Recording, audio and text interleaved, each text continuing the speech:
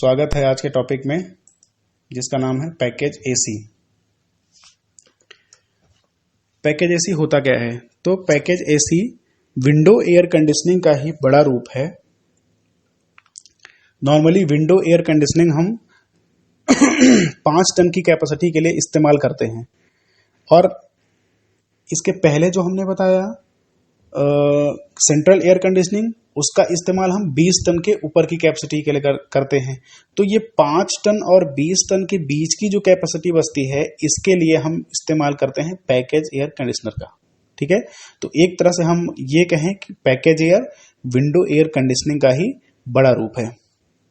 फिर package air conditioner की capacity क्या है? ये 3 टन, 5 टन, 7 टन, 10 और 15 टन की निर्धारित रेटेड क्षमताओं में उपलब्ध होता है। ठीक है, इसका नाम पैकेज्ड एसी है। पैकेज्ड एसी का मतलब ये हुआ कि सारे के सारे कंपोनेंट जिस तरह से विंडो एसी में, जैसे compressor, condenser, expansion valve, evaporator, fan, blower, सारे के सारे एक विंडो एसी में एक पैकेज में पैक रहते हैं, उसी तरह से पैकेज एसी में भी सारे के सारे घटक एक ही बॉक्स के अंदर बंद रहते हैं। ठीक है, इसलिए इसको पैकेज एयर कंडीशनर कहा जाता है। इसके बाद हम पैकेज एयर कंडीशनर की वर्किंग समझेंगे पूरा विस्तार में। ठीक है, तो ये हमारा पैकेज एयर कंडीशनर है। ठीक है, पैकेज एयर कंडीशनर में सारे के सारे पार्ट यहां दिखाए गए हैं। ये हमारा कंप्रेसर है, कंप्रेसर लगा हुआ है।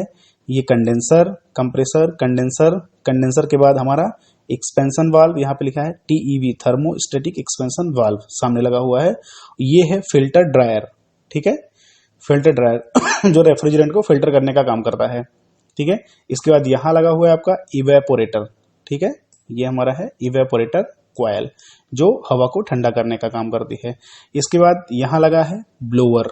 ये हमारा हुआ ब्लोअर जो कि बेल्ट द्वारा या ब्लोअर फैन मोटर यहां लगी हुई है। ठीक है, इससे कनेक्टेड होता है। ये हमारा ब्लोअर हो गया। इसके बाद फिर आगे ये डैम्पर लगे हुए हैं। ये हमारा डक्ट है। ब्लोअर के बाद ये जो भी कैनवास लगा है और उसके बाद ये पूरा डक्ट लगा हुआ है सप्लाई एयर डक्ट, ये हवा को सप्लाई करने के लिए है। ये पूरा कंपार्टमेंट जो यहाँ पे दिख रहा है, ये हमारा क्या है? ये एयर कंडीशनड रूम है। ठीक है, जिस रूम में हमें एयर कंडीशनिंग करनी है वो ये पूरा रूम है। इसके पहले ये बाहर हमने लगा रखा है पैकेज्ड एयर कंडीशनिंग। इसके बाद यहाँ एक पार्ट दिख रहा है, ये है हमारा कूलिंग टावर, CT लिखा हुआ है शॉर्ट में, कूलिंग टावर। कूलिंग टावर हमने क्यों रखा है? क्योंकि हमारा ये जो कंडेंसर लगा हुआ है यहाँ पे ये कंडेंसर हमारा वाटर कूल्ड कंडेंसर है। तो इस कंडेंसर को ठंडा करने के लिए हमें पानी की जरूरत पड़ेगी और पानी को बार बार रिसर्कुलेट करने के लिए और पानी को ठंडा करने के लिए हमने यहाँ पे कूलिंग टावर लगा रखा है। ठीक है, अब इसकी वर्किंग हम देख लेते हैं। तो इसकी वर्किंग हमें 3 भाग में देखनी होगी। ठीक है, एक भाग में तो ये पूरा हमारा एयर कंडीशनिंग सिस्टम है। ठीक है, एयर कंडीशनिंग साइकिल, जहां पे कि कंप्रेसर, कंडेंसर, एक्सपेंशन वाल्व और इवेपोरेटर काम करते हैं। दूसरी साइकिल हमारी हो जाएगी इसकी एयर साइकिल। एयर कैसे सर्कुलेट होता है पूरे सिस्टम में, एयर किस तरह से सर्कुलेट होता है। तीसरी साइकिल हमारी हो जाएगी ये कंडेंसर को ठंडा करने की, जो हमने यहाँ कूलिंग टावर लगा रखा है। ठीक है, सबसे पहले हम रेफ्रिजरेशन साइकिल समझेंगे। यहां हमारा लगा हुआ है कंप्रेसर। कंप्रेसर का काम क्या है? Low pressure low temperature refrigerant जो हमारा वापस आ रहा है इवेपोरेटर से, उसको high pressure high temperature refrigerant में कन्वर्ट करके कंडेंसर के पास भेजना। ठीक है, दूसरा काम क्या करता है कंप्रेसर? दूसरा काम कंप्रेसर करता है कि एयर कंडीशनिंग सिस्टम में दाब का डिफरेंस, ठीक है, प्रेशर डिफरेंस क्रिएट किए रहता है, जिससे कि हमारा रेफ्रिजरेंट प्रत्येक भाग में पूरे रेफ्रिजरेंट सिस्टम में सर्कुलेट करता रहता है। इसके बाद ये कंप्रेसर रेफ्रिजरेंट देता है कंडेंसर को, जहां पे कंडेंसर में क्या करता है? ये कंडेंसर रेफ्रिजरेंट की ऊष्मा को बाहर निकालता है सिस्टम से और उसको ठंडा करता है। इसके बाद कंडेंसर से ये रेफ्रिजरेंट निकल कर जाता है ड्रायर फिल्टर के पास। ये हमारा लगा हुआ है यहाँ पे ड्रायर फिल्टर। ड्रायर फिल्टर का काम क्या है? रेफ्रिजरेंट की नमी को सोखना और रेफ्रिजरेंट को शुद्ध करना। ठीक है, अगर उसको फिल्टर करना, अगर उसमें कोई अशुद्धता मिली हुई है तो। यहां से ये रेफ्रिजरेंट जाता है एक्सपेंशन वाल्व के पास। यहां लगा हुआ है हमारा एक्सपेंशन वाल्व, ये लिखा हुआ thermostatic expansion valve. Expansion valve का काम क्या है? रेफ्रिजरेंट के का प्रेशर घटाना और टेम्परेचर को कम करना। ठीक है, रेफ्रिजरेंट के प्रेशर को कम करता है और उससे उसका टेम्परेचर कम होता है। ठीक है, थर्मोस्टेटिक एक्सपेंशन वाल्व का एक काम ये भी होता है कि ये रेफ्रिजरेंट की मात्रा को नियंत्रित करता है कि कितना रेफ्रिजरेंट इवापोरेटर में जाना है। अगर हमें ज्यादा कूलिंग की आवश्यकता है तो रेफ्रिजरेंट की ज्यादा मात्रा ये इवापोरेटर में भेजता है, और कूलिंग की आवश्यकता हमें कम है तो रेफ्रिजरेंट की कम मात्रा को इवापोरेटर में भेजता है। तो दाब और ताप को कम करने के साथ साथ ये रेफ्रिजरेंट की मात्रा को भी नियंत्रित करने का काम करता है ये थर्मोस्टेटिक एक्सपेंशन वाल्व। इसके बाद रेफ्रिजरेंट प्रवेश करता है, यहां हमारा लगा हुआ है एक छोटा सा पार्ट, इसको बोलते हैं इक्वलाइजर। ठीक है, ये इक्वल डिस्ट्रीब्यूशन के लिए लगा हुआ होता है रेफ्रिजरेंट के। इसके बाद ये पूरा लगा हुआ है हमारी इवापोरेटर कॉइल्स, सारा का सारा। इसके बाद रेफ्रिजरेंट जो है हमारे इवापोरेटर में मूव करता है, इस इवापोरेटर कॉइल्स में, जहां पे हमें एक्चुअल ठंडक प्राप्त होती है। इवापोरेटर का काम क्या है? इवापोरेटर जो हवा यहां से गुजर रही है उस हवा की गर्मी को सोख कर उसे ठंडा करना और रेफ्रिजरेंट का इवेपोरेशन करना। ठीक है, रेफ्रिजरेंट का वाष्पन करना, जिससे रेफ्रिजरेंट वाष्पित होकर के low pressure low temperature refrigerant में कन्वर्ट होता है और ये पुनः से दोबारा से ये कंप्रेसर के अंदर आ जाता है। इस प्रकार ये साइकिल पूरी हमारी चलती रहती है। तो ये तो हुई हमारी रेफ्रिजरेशन साइकिल। ठीक है, यहां से हमारा ठंडा हवा जैसे ही इस पे पड़ता है, इवापोरेटर पे हवा पड़ती है, ठंडी हो जाती है और ये ब्लोवर खींच लेता है। इसके बाद ये ब्लोवर हवा की सप्लाई डैम्पर और इन सब डक्ट के माध्यम से रूम में कर देता है। ठीक है, डक्ट का वीडियो हमने अलग से बनाया है, उस पर डक्ट के बारे में सब पता कर सकते हैं। डैम्पर क्या होता है, कैनवास क्या है, कॉलर क्या है, ठीक है, डिफ्यूजर्स क्या होते हैं, किस तरह से डक्ट में एयर सप्लाई होती है। तो दूसरा साइकिल हम देखेंगे एयर साइकिल। एयर साइकिल में क्या है? यह एयर जो रूम से सर्कुलेट होके आ रही है, ये कंडीशनड एयर जो रूम से सर्कुलेट होके आ रही है, ये कहाँ जाएगी? सीधा पड़ेगी इवापोरेटर पे। इवापोरेटर इनकी गर्मी को सोख लेगा और इन्हें ठंडा कर देगा। ब्लोअर के माध्यम से ये हवा दोबारा से डक्ट से होती हुई रूम के अंदर सर्कुलेट हो जाएगी। इसके साथ साथ आप यहाँ पे देखेंगे तो ये लिखा हुआ है fresh air damper and duct. ठीक है, यहाँ पे फ्रेश एयर डैम्पर्स लगे हुए हैं, डक्ट लगी हुई है जो कि क्या करती है? फ्रेश एयर को, ये तो ये हवा तो रिसर्कुलेट हो रही है यहीं पे, लेकिन कुछ मात्रा यहाँ पे फ्रेश एयर की भी बाहर से मिल रही है जो हमारे ब्लोवर के माध्यम से रूम में सर्कुलेट होती जा रही है। ये हमारी एयर साइकिल हो गई। एयर साइकिल के बाद हम देखेंगे ये कंडेंसर। ये हमारा condenser shell and tube type का कंडेंसर है, shell and tube type condenser, जिसमें सेल के अंदर वाटर और ट्यूब के अंदर हमारा रेफ्रिजरेंट होता है। ठीक है, तो इसमें क्या होता है? जैसे ही ये इसके अंदर रेफ्रिजरेंट आता है, ये रेफ्रिजरेंट को ठंडा करता है और इसके अंदर सर्कुलेट होने वाला पानी, ट्यूब्स के अंदर सर्कुलेट होने वाला पानी क्या होता है? गर्म हो जाता है। गर्म होने के बाद ये पानी पहुंचता है हमारे कूलिंग टावर में। कूलिंग टावर में ये पानी यहाँ पे पहुंचता है। यहाँ स्प्रे नोजल्स होते हैं, स्प्रे नोजल्स से पानी ये स्प्रे होता है और ये पानी धीरे धीरे धीरे नीचे आते आते यहाँ के ठंडा हो जाता है और ये दोबारा से ये ठंडा पानी कंडेंसर के अंदर सर्कुलेट कर दिया जाता है इस पाइप के माध्यम से। ठीक है, और यहाँ से ये गर्म होने के बाद फिर से कूलिंग टावर में चला जाता है। ठीक है, इस प्रकार से हमारी ये इसकी वर्किंग कंप्लीट होती है। ठीक है, इसके बाद आगे देखेंगे पैकेज्ड एयर कंडीशनर के प्रकार। ठीक है, तो पैकेज एयर कंडीशनर मुख्यतः दो प्रकार का होता है। पहला air cooled package air conditioner और दूसरा water cooled package air conditioner. ठीक है, तो एयर कूल्ड और वाटर कूल्ड इनको किस बेस पे बांटा गया है? इनको कंडेंसर के कूलिंग मीडियम के आधार पे बांटा गया है। अगर हमारा कंडेंसर एयर कूल्ड है तो उसको हम एयर कूल्ड पैकेज एसी कहेंगे, और अगर हमारा कंडेंसर वाटर कूल्ड है तो उसको हम वाटर कूल्ड एयर कंडीशनर कहेंगे। Air cooled package air conditioner दो पार्ट में होता है, जिसमें एक आउटडोर और एक इंडोर यूनिट होती है, सेम हमारे स्प्लिट एयर कंडीशनर की तरह। ठीक है, तो आउटडोर में हमारा compressor, condenser, expansion valve, receiver. ठीक है, जैसा कि यहाँ ये डायग्राम में आप देख सकते हैं,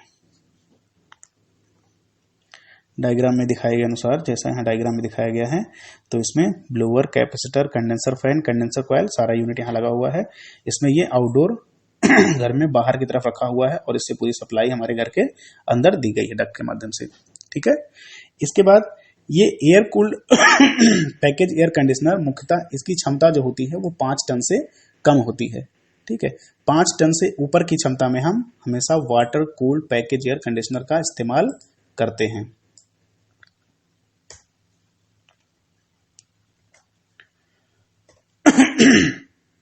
water cooled package air conditioner, water cooled package air conditioner ये कंपनी असेंबल्ड होता है और ये पूरा एक ही पैकेट में होता है, एक ही बॉक्स के अंदर पूरा का पूरा सिस्टम होता है। ठीक है, इसमें कंप्रेसर, प्रसारण वाल्व, एक्सपेंशन वाल्व, इवापोरेटर सहित अन्य हैंडलिंग यूनिट के साथ एकल आवरण में संलग्न रहता है। ठीक है, यह पूरी तरह पैक एयर कंडीशनर यूनिट एक बॉक्स की तरह दिखता है। ठीक है, तो जिस तरह इसका नाम है water cooled package air conditioner, तो इसके कंडेंसर को हम पानी के द्वारा ठंडा करते हैं। जो पिछला डायग्राम जिसमें पूरा समझाया सेम टू सेम वैसा ही इसका वर्किंग होता है। ठीक है, इसमें कंडेंसर इसका सेल एंड ट्यूब प्रकार का होता है, जिसमें ट्यूब पे क्या होता है, जिसमें ट्यूब पे रेफ्रिजरेंट बहता है और सेल के साइड में उसके ठंडा पानी बहता है। ठीक है,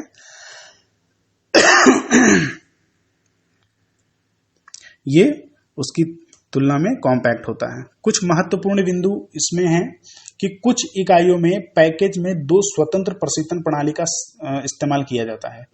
कुछ इकाइयां ऐसी हैं, कुछ ऐसे पैकेज एयर कंडीशनर हैं जिसमें 2, जिस तरह से डबल डोर रेफ्रिजरेटर में कभी कभी 2 सिस्टम लगे होते हैं, उसी प्रकार इसमें बताया गया कि 2 स्वतंत्र, मतलब 2 अलग अलग रेफ्रिजरेशन साइकिल लगे होते हैं। ठीक है, तो इसमें 2 कंडेंसर, 2 इवापोरेटर,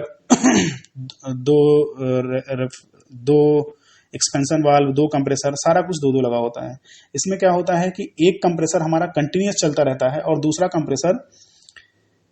कंप्रेसर एक थर्मोस्टेट के द्वारा नियंत्रित किया जाता है। ठीक है, इस तरह से इसकी क्षमता को हम 50% से 100% तक नियंत्रित कर सकते हैं। जब हमें जरूरत होगी तो दूसरा वाला कंप्रेसर चलेगा, नहीं तो नहीं चलेगा। ठीक है, इसके बाद अगला टॉपिक आता है महत्वपूर्ण, ये पैकेज एयर कंडीशनर की क्षमता गणना। तो रफली हम देख लेते हैं एयर कंडीशनर, ये पैकेज एयर कंडीशनर की क्षमता, इसकी कैपेसिटी को हम कैसे, अगर कहीं हमें लगाना है किसी बिल्डिंग में, किसी कमरे में, तो हम उसकी कैपेसिटी कैसे निकालेंगे कि कितने टन का पैकेज एयर कंडीशनर हमें यहाँ पे लगाना होगा। तो सबसे पहले हम क्या करते हैं, कमरे का आयतन निकालते हैं, जहां पे हमें लगाना है उस कमरे का आयतन निकालते हैं। लंबाई गुणे चौड़ाई गुणे ऊंचाई से उसका आयतन निकल जाता है। आयतन निकलने के बाद इसका पहला घटक जो है आयतन में हम 6 का गुणा कर देते हैं, इससे इसका पहला घटक C1 निकल गया।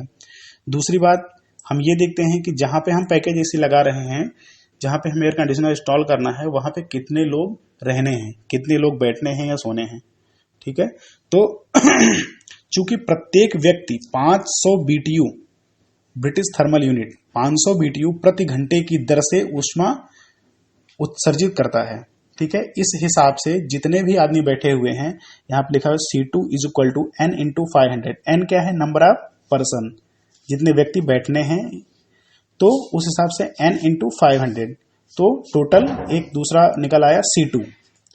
और टोटल जब हमें निकालना होगा तो हम C1 + C2 कर देंगे, मतलब कमरे का एरिया गुणे 6 प्लस कमरे में बैठने वाले लोगों की संख्या गुणे 500, इन दोनों को जोड़ के जो लास्ट में निकलेगा वो हमारा कैपेसिटी होगा BTU पर आवर में।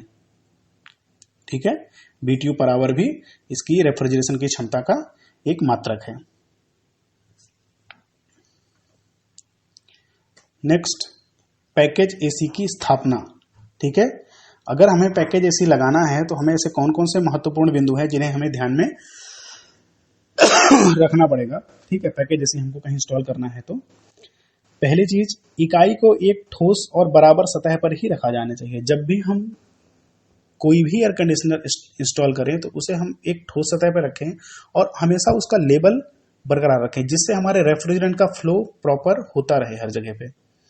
दूसरा है एक ऐसा स्थान चुनें जिससे आपूर्ति और रिटर्न डक्ट की लंबाई कम से कम रहे। ठीक है, हमें एक ऐसा स्थान चुनना चाहिए जहां से कि हमें कम से कम डक्ट लगाना पड़े, क्योंकि जितना लंबा हम डक्ट लगाएंगे तो हमारे दूसरे कंपोनेंट जैसे डक्ट के अंदर फ्रिक्शन, एयर का फ्रिक्शन फिर इंसुलेशन बढ़ता जाएगा और कुछ ना कुछ हमारे एयर कंडीशन जो कंडीशन एयर है उसकी ठंडक में लॉस होता रहेगा। ठीक है, इसलिए हमें रिटर्न डक्ट और सप्लाई डक्ट की लंबाई कम से कम रखनी है जितना हो सके। फिर पैकेज एसी उसके बाद ये तो प्लानिंग का हिस्सा हो गया। उसके बाद का है कि पैकेज एसी की पैकिंग को हटाएं एवं उसके प्रत्येक घटक को सावधानी पूर्वक जांचें। पैकिंग को हटा के हमें देख लेना चाहिए कि सारे के सारे कंपोनेंट उसके हैं या नहीं। यूनिट में प्रयुक्त सप्लाई एयर तथा रिटर्न एयर डक्ट को फिट करें। इसके बाद सप्लाई डैम्पर को स्थापित करें। सप्लाई डैम्पर में सप्लाई एयर तथा रिटर्न एयर दोनों ही मिलती हैं। ठीक है, सप्लाई डैम्पर को हमें पहले इंस्टॉल करना चाहिए, क्योंकि सप्लाई डैम्पर जो होता है वहां पे सप्लाई एयर तो जाती ही जाती है और रिटर्न एयर जो कमरे की रिटर्न हवा होती है ठंडा करने के बाद वो भी सप्लाई एयर डैम्पर पे भी जाके मिलती है। आवश्यकता होने पर सप्लाई तथा रिटर्न पोर्ट में डक्ट सेट करें जैसे हमारी जरूरत हो। उसके बाद यूनिट के विद्युतीय पैनल, थर्मोस्टेट, ओवरलोड प्रोटेक्शन इत्यादि घटक जोड़ें। यूनिट में रेफ्रिजरेंट भरें तथा उचित दाब सेट करें। संपीडक मोटर से चालित होने की स्थिति में इसकी पुली तथा मोटर की पुली पर बेल्ट चढ़ा दें।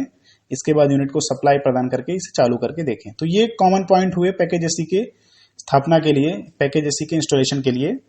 इसके बाद नेक्स्ट आता है हमारा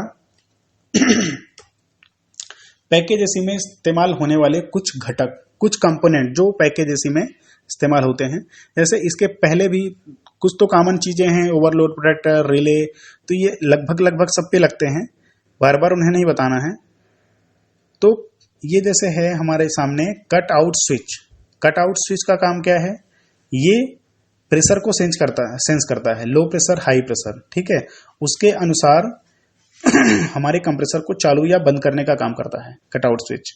ठीक है, हाई प्रेशर, लो प्रेशर दोनों पे ये काम करता है। अगर कंप्रेसर में अगर रेटेड कैपेसिटी से कम प्रेशर, जितना हमें चाहिए रेटेड से कम प्रेशर है तब भी ये कंप्रेसर को बंद कर देगा, और रेटेड प्रेशर से ज्यादा प्रेशर है तब भी ये कंप्रेसर को बंद कर देगा। दूसरा हमारा है ओवरलोड प्रोटेक्टर। किसी भी वजह से अगर हमारे सिस्टम में ओवर करंट फ्लो कर रही है, किसी भी वजह से अगर हमारे सिस्टम में ओवर करंट फ्लो हो रही है, तो ये ओवरलोड प्रोटेक्टर्स जो हैं ओवरलोड सर्किट के द्वारा सप्लाई को बंद कर देंगे, जिससे हमारा मोटर जलने से बच जाएगी। इसके बाद है फ्लो स्विच।